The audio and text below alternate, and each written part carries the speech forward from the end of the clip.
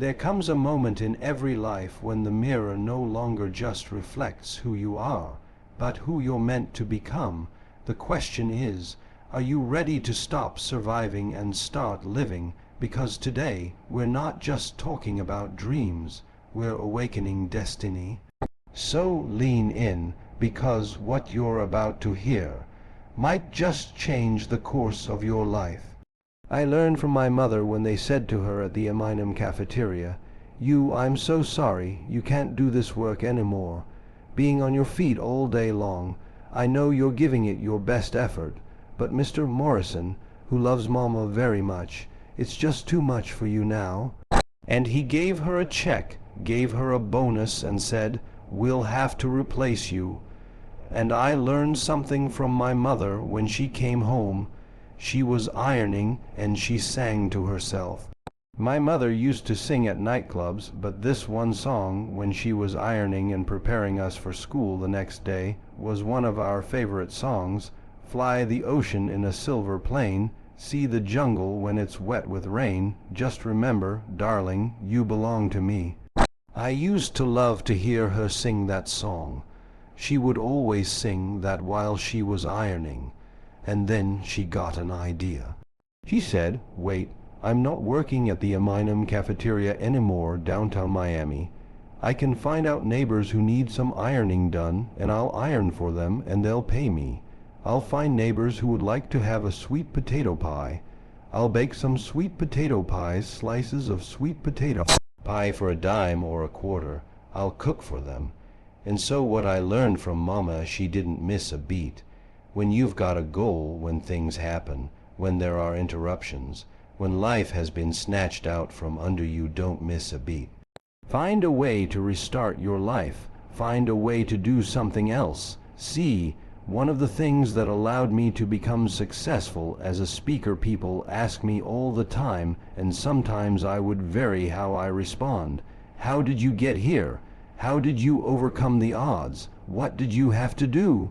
Now, one of the things I did, and I want you to keep this in mind, be stubborn about your goals, but flexible about your approach. I had people with PhDs and MBA, and we would walk around this big park in Detroit, talking to each other about our goals and dreams. And something happened. I looked at them. Because of their credentials, because of their education, because of their college training and corporate experience, and you know something, they quit.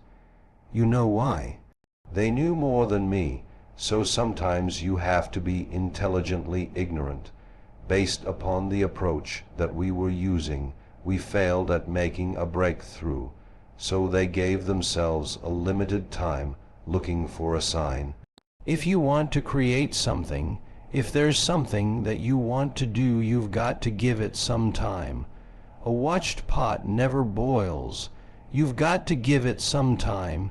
You've got to be willing to put in the work.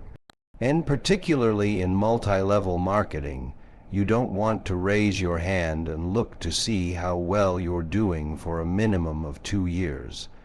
When a home is being built or a building, they spend a lot of time on just the foundation. And so they stopped showing up for our walk, and pretty soon I found myself walking by myself. Let me share something with you. When you have goals and dreams and you're going in a certain direction, it's lonely at the top. You're going to find yourself in certain situations by yourself. I can tell you this, they stopped coming out to walk with me, and they went back looking for a job. That was not me. That was not an option for me. That's a non-negotiable. No, I'm going to speak. I'm going to find a way. So you have to be stubborn about your goals and flexible about your approach. And so when it didn't happen as soon as they wanted it to happen, they stopped. I kept going. And that's what you've got to do. Don't stop. Keep going. That's what my mother did. She lost a job at the Eminem cafeteria. She couldn't stand on her feet all day long, every day, because of arthritis in her ankles and in her knees. And so she didn't miss a beat. She started ironing and washing our neighbors' clothes and baking sweet potato pies and cooking for some of them. Don't stop, stay busy. How did you raise 7 children by yourself? I just believed the Lord will make a way somehow. And I'm saying the same thing to you. If you keep going, if you keep looking for a way, where there's a will, there's a way. If you keep moving, if you keep falling forward, if you keep getting back up, something's going to happen. Bob Marley said something I like. You never know how strong you are until being strong is all you have. You never know how strong you are until being strong is all you have. It's your only option. And you'll discover if you don't panic, if you don't run, you'll discover you are stronger than you give yourself credit for being. Don't surrender, don't give in, just keep moving forward, stay busy, moving in the right direction. Looking, opening doors, knocking on doors, finding a way out of no way. And here's something else. Because you don't know what to do, so what? Figure it out. Everything that exists at one time, nobody knew what to do. I remember as a kid we would say, "Oh, you got as much chance doing that as a man going to the moon," to illustrate the impossibility of that. We don't say that now. Somebody figured it out. Somebody said, "Wait a minute, there's got to be a way." And as you look at yourself, look at your goals, you might be experiencing a big setback.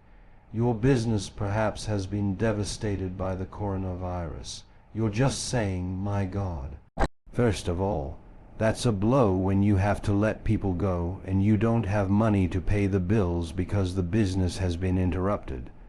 Oh, we can open up and people can come in, or we have to close down. And then you say, "Wait a minute, I want my business, but I'm not willing to die for my business."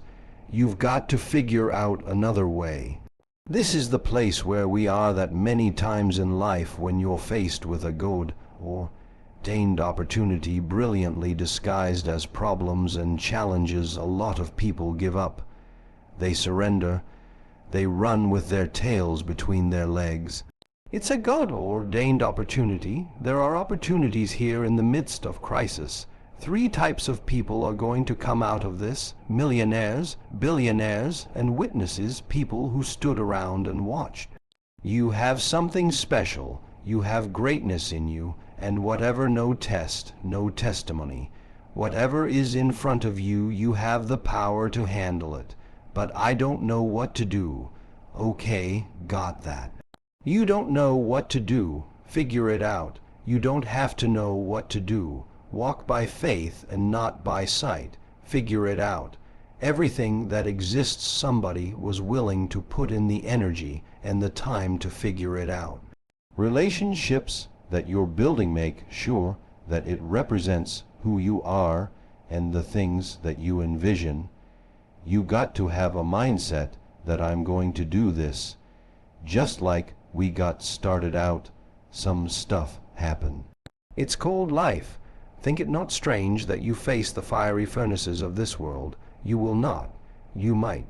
You will have tribulations. Here's something else. Determine what is it that you really want. That's major. What do I really want? When I started practicing, and I got this from a friend of mine, business partner Celeste Johnson, Operation Clean Slate. I took a lot of things off my plate, and I'm focusing on doing those things that are in my heart. Where your heart is, there your treasure is also. Spending more time with my children and my grandchildren and my 4 great-grandsons. When you look at the things that you want, of creating special moments, it's been said, it's not the number of breaths that you take, but the number of moments that take your breath away. And that's what I'm looking at and focusing on. I remember when I read this article about Howard Hughes, who at that time was the wealthiest man in the world, and they were trying to rush him someplace or to their airplane, and he died. Someone asked the question, how much did he leave? and somebody answered all of it. So when we look at ourselves, we got to ask, what's really important? Make a decision. This is the time to rethink your life. What's necessary for you? What do you want to do before you check out? I remember being at Caesar's Palace, and Frank Sinatra was seated next to me. At that time I was married to Gladys Knight. I was the conductor of the midnight train, Come On Now. I was one of the pips. I was the conductor, Come On, and I heard him say to a young man, "Live each day as if it were your last, because one day it will be." Write this down, and this is a biggie for me right now. A friend of mine, Samantha, I asked her how she was doing, and she sounded so bubbly and so happy. I said, "What's going on with you? Why are you so bubbly and happy?" She said, "Well, I'm like this every day." I said, "Why?" She said, "This is a non-refundable day." Whoa, I don't have time to be depressed and stressed out. It's non-refundable. I'm going to make the best of it. I hear you talking about making the rest of your life the best of your life. She said, "That's real because each moment, each day is non-refundable." I remind myself of that.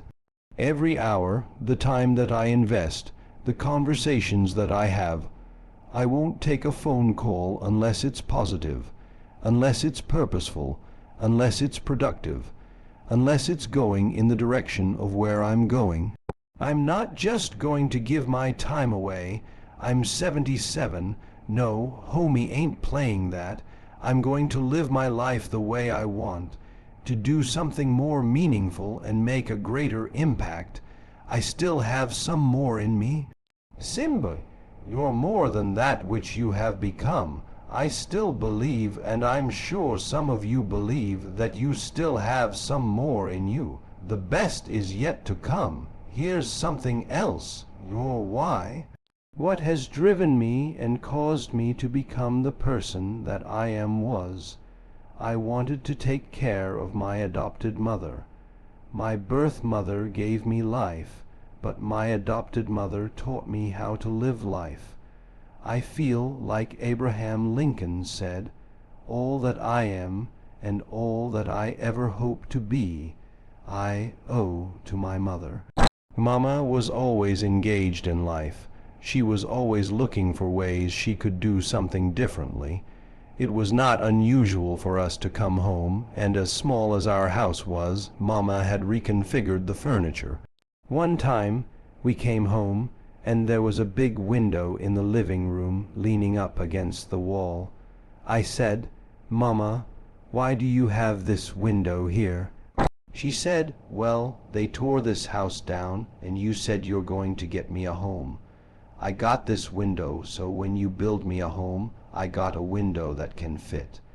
I said, "I'm not about to buy no home that don't have windows in every room. Come on." And she most certainly accelerated me to getting that home. She had the vision, "I'm going to participate in what you're going to do. I'm going to do my part. That's the reason you're here. You've decided, hey, I've got something else I want to do. You've got some bigger goals." Write this down. Life begins at the end of your comfort zone. I've got 3 brothers, too, that I didn't know, and they look at me and say, "Whoa, how is it possible? You're just like our birth mother, and you didn't know her, our grandmother. You didn't know either one. How's it possible you're just like them?" The reason is they didn't have any goals beyond their comfort zone, and still don't, and they're fine with that. That's okay. But some people say, "It's in your genes." No, no, no, no. I remember spending a whole day with Maya Angelou, and she said, "It aggravates me when people say I'm a natural communicator." She said, "Show me a natural heart surgeon." She said, "No, I'm trained." If they had put in the effort and the time like you're doing, getting training, upgrading knowledge, relationships, expanding vision and dreams, they would not be living a non-consequential life. I didn't want that. The reason you're there, you want to make a greater impact with your business, with the people you're working with, to bring out the best in them, but also be the model. Not just the messenger, but the message. You want to challenge yourself. Iron sharpens iron. That's why you're there, creating collaborative achievement, driven, supportive relationships. That's why you're there. You know there's something in you that says, this is not just it for me, there is more for me. People can be distracted by what's going on in Ukraine, by what's going on with the virus. But as for me, I know this is my life right now. There is no duplicate, and I want to maximize it. Give yourselves a round of applause for reaching for your greatness. Do that right now. If there's something in your heart that you want to do, listen to me. Do it now. Miles Monroe said one of the most profound things I've ever heard: rob the cemetery of your gifts, of your dreams, of your talents, of your art, of your book, of your leadership. Rob the cemetery. Don't take that stuff with you to the grave. God didn't choose you out of 400 million people to just come here, pay bills, die, and take your gifts with you. No, no, you're here for a purpose, to make the world a better place, to do the greater work. So you've got to get an attitude, because in order to live your dreams, you've got to be focused, clear on what you want, and you've got to take action. I was clear. This is what I'm going to do to take care of my mother. This is how I'm going to generate the money to do it. I knew working a job wouldn't do it. 95% of people who filed bankruptcy last year did so because of medical expenses. I wanted to do something that was me. And I'm encouraging you, do something that's you, something that you enjoy, something that excites you. When I get up in the morning, I say, all things work together for good for those who love God and are called according to his purpose. And Lord, whatever I face today, together, you and I can handle it. And then I start smiling. I say, I'm gonna motivate some people today up in here. I'm calling out the hungry ones. I'm coming for you. Why? I enjoy being around hungry people. They are so creative, so relentless. They just won't take no for an answer. You weren't born to blend in. You were born to stand out. The cemetery is full of dreams that died with their dreamers. Don't let yours be one of them. You have the power, you have the calling, and you have the time. Right now, so rise with urgency, act with courage, and live in a way that when your story is told, the world says, that one made it count. The rest of your life begins today. Make it legendary.